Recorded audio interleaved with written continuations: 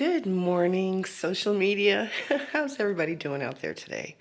Okay, I notice I'm not getting a lot of views. That's fine. I'm somebody who's new on here, and maybe there's not a lot of people that gravitate toward this particular thing, and that's okay.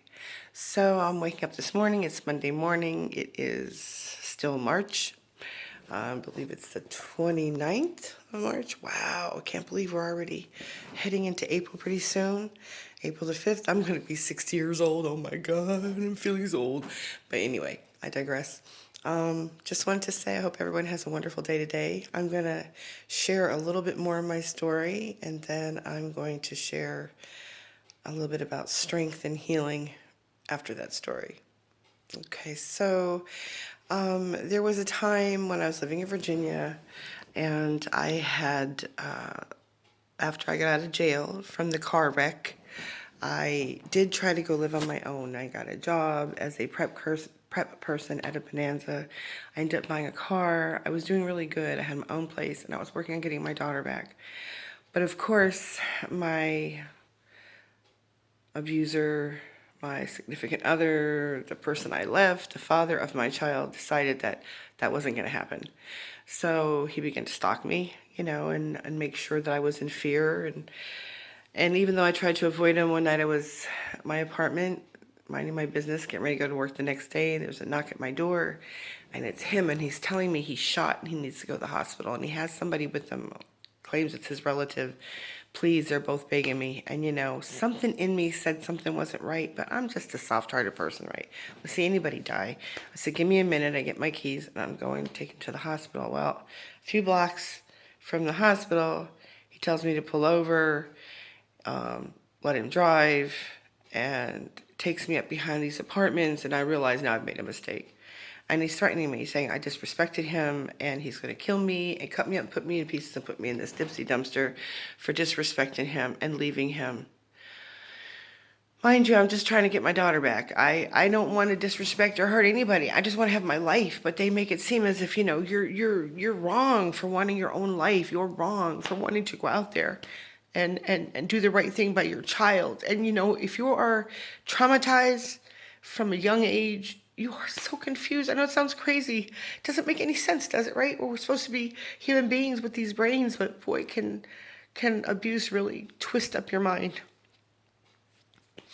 So when I find out I'm not going to be able to get away, and then I don't know what happened to his cousin. He left. He takes me back to the apartment, and he holds me hostage for 2 days where I couldn't go to work or anything.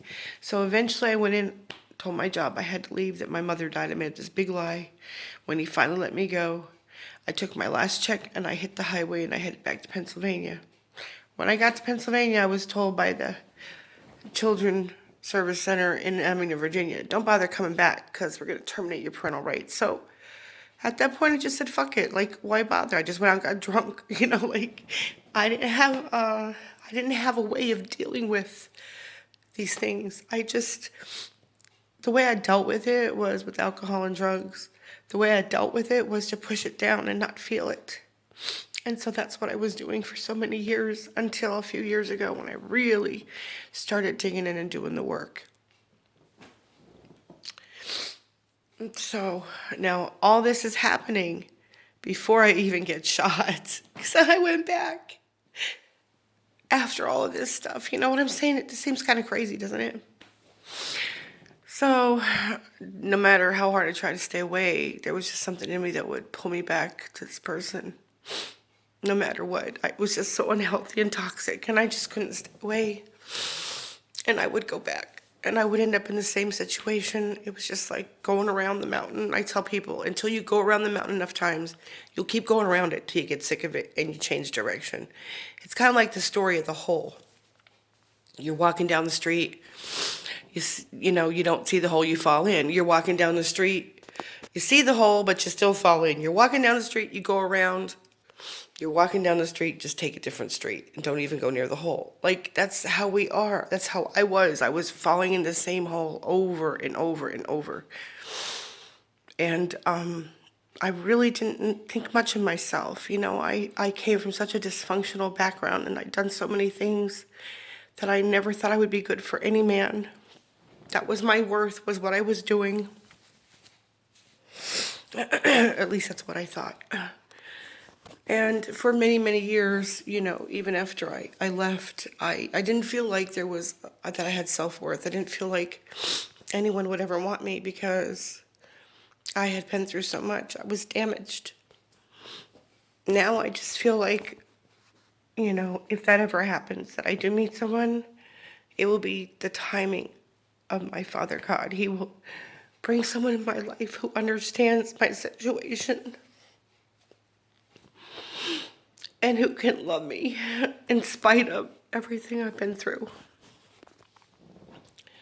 And who will recognize that because of what I've been through, I'm a much better person, stronger person, kinder person, wiser person, and more loving person. All right, so what I'm going to say about, you know, healing right now is, yes, I've been through all this stuff. Yes, it's very painful to talk about it and to tell these stories. But I know there's someone out there who's going through something right now. Maybe you can't break free. And I'm here to tell you that yes, you can. Yes, you can break free. Yes, you can have your own life. Yes, you can be independent. No, it's not always going to be easy. But you can find support in many, many, many people, especially now with all the social media we have. Join my group at Survivors of Abuse at Facebook, and also Survivors of Mental Health. We are healing. We're not victims. We are healing. Anyway, I guess that's all I have for today. Sorry I'm so teary. You know, I'm just